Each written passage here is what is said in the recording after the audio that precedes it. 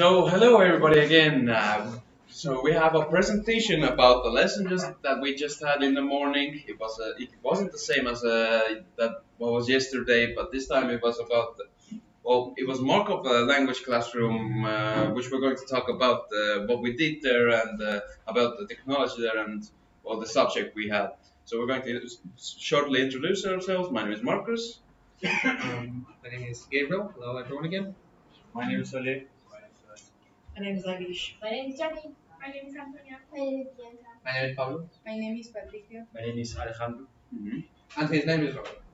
Yeah. So, introduction. What happened at the beginning? Well, we entered the class as usual. We sat at the first two rows had to be empty because there were a few students that had to study as it were. So we sat at the computers. The teacher gave us a short introduction about how he teaches the students and what website he uses as well. Everybody had their own computer. There was actually a bit more room as well there. Well, actually, no, there wasn't. All of the computer seats were full. He welcomed the subject, talked about it where they were basically with the students right now, and he showcased us the main platform where the studies are performed, which is FP Liberia. Yeah, it's again our Moodle platform here. He showed you can Yeah, and we did this. he again showed our Moodle platform once again to make the class more accessible. And resources. It was fast and easy, and I think everyone here Would benefit from would benefit from it In many the ways. class.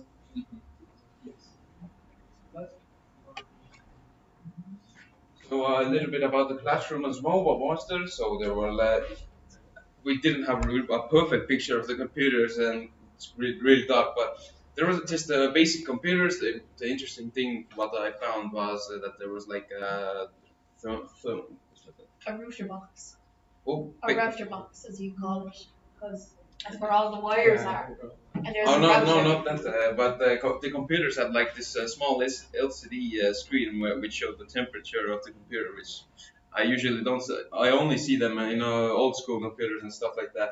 But yeah, about the switch box, there is like a small box. Usually offices and stuff like that have where is like a lot of computers everywhere.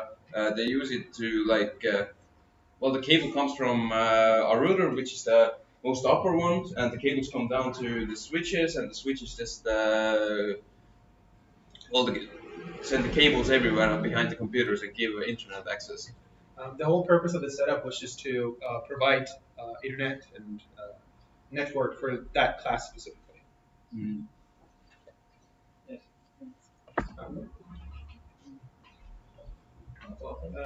About DOM, the whole class was kind of introductory. I don't know if you guys are familiar with HTML, but it's a programming language that's basically used for web design. And he introduced DOM, which again, it's like some sort of interface platform application that allows web developers to work outside of the code itself, outside of the HTML tag itself. And again, it's for those of you that are familiar with programming, it's object-oriented. That means it works with a document as if it was a tree that's consists of objects. I mean, it's rooted in a document, in a HTML document, and it works, or it's structured as a object, or it follows a object node events structure, which we'll get into in a second. Here again, this is, we wrote down, or we showcased some of the tags that we currently, or the teacher used As references. as References. And you can, for example, with HTML, you can put a list, which is the first thing, all ordinary list, images and paragraphs and links, more stuff, and they are compound with objects, nodes, and events. Again, it's kind of complicated, but we use methods to modify the HTML tags. That means, for example, if we have a document, we would call it the syntaxes. So the syntax would be document dot get element and a certain ID, which again it goes back to the same concept of object. An object is just a logical representation of something that we're trying to modify. Then we also divide the document in nodes, which are the different parts of a certain HTML tag. And we also have events, which are the modifications that happen to the HTML tags. He again used a method, or they're also called functions in structured programming. And well, he used a method to modify the color of a certain HTML tag, a certain paragraph. It went from like orange red to red. Exactly. He asked. It was also pretty interactive because he asked the students to modify the color again.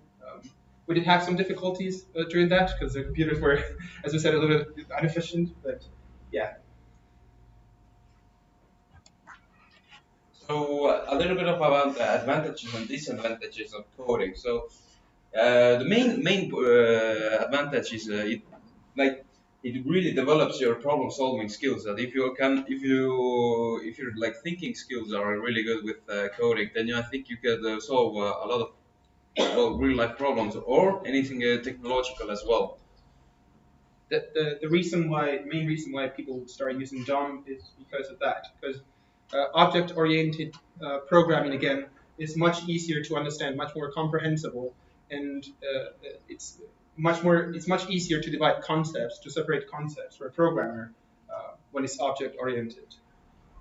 And now there's like new career opportunities, like unlike in the past, where there's more people going to technology, doing more technology stuff right now. Gamers now inventing your own game coding and using those docs that you explained.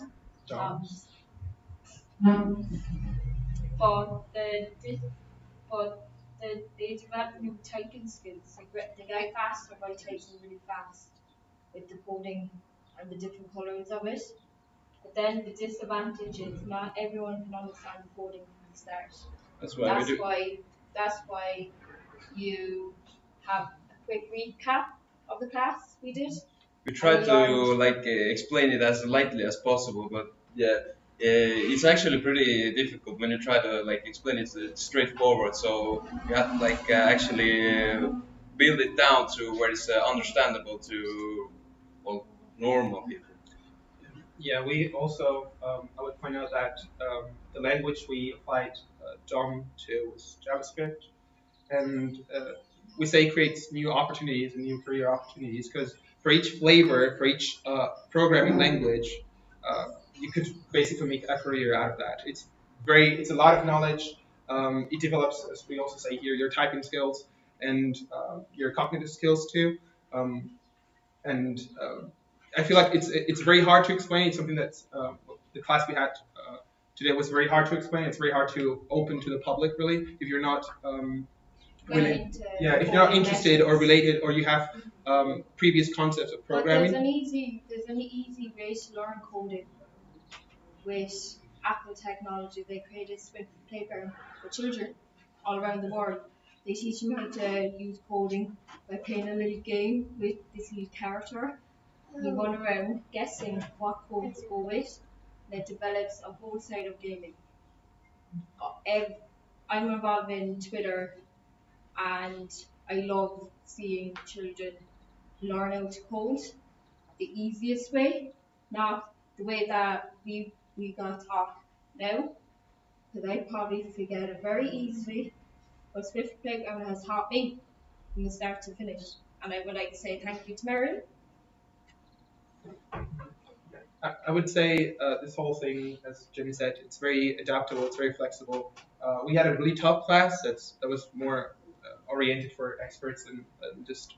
Whereas it wouldn't be as orientated to beginners of coding. You can get the methods of coding easily.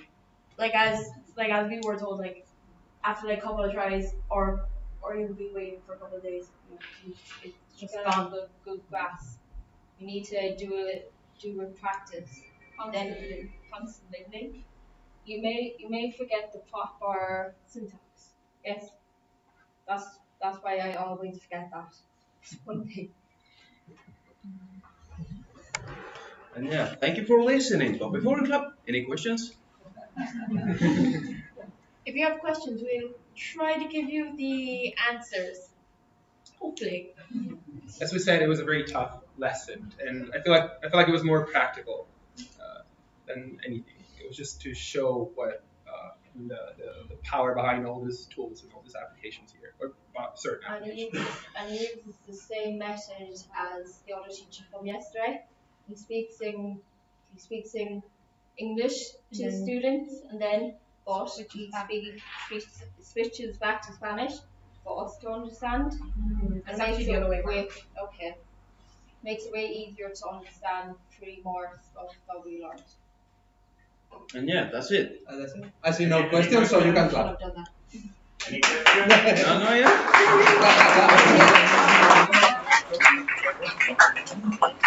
Any questions?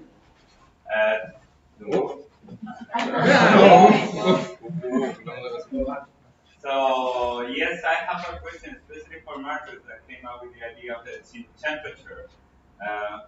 So, I understood that you looked at software that we have to measure the temperature of the processor, right? And you noticed it was very high. That's what you said.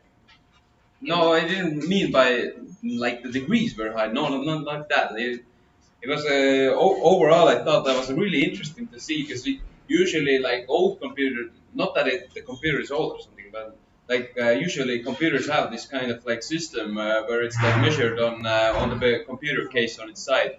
I actually kind of want to implement it on my computer as well because I don't want to like check it digitally like oh it's 29 degrees or something. Like I would like to see it on my computer case as well.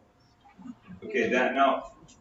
I mean, that's one of the problems we have here in Spain. It's almost impossible to teach with computers from May to, I would say, October.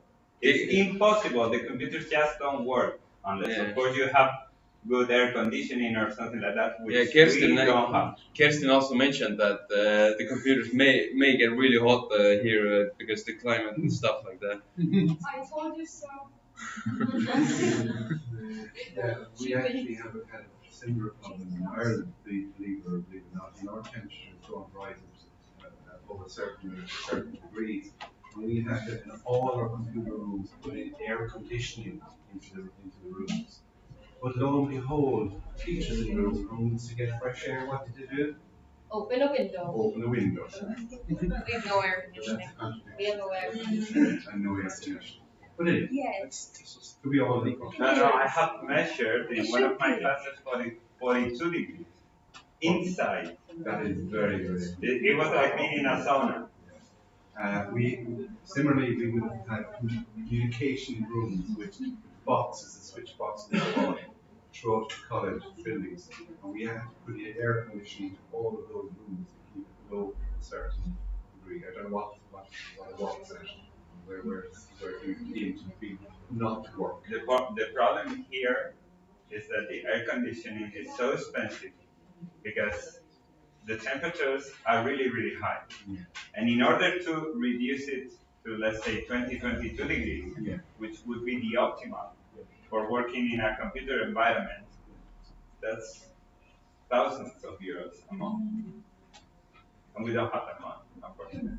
So we are unable to set up this kind of things. We just have rain. Computers were overclocked by default. We just have rain. We don't have this kind of climate. Ireland's not used to this kind of climate. We have rain, we have cold, or snow. I had to skate my way into college. Here there is no snow. So lucky. Very lucky. Well, it depends on how you look at it. Any more questions? Okay. I think we're done. Very well done. Thank you.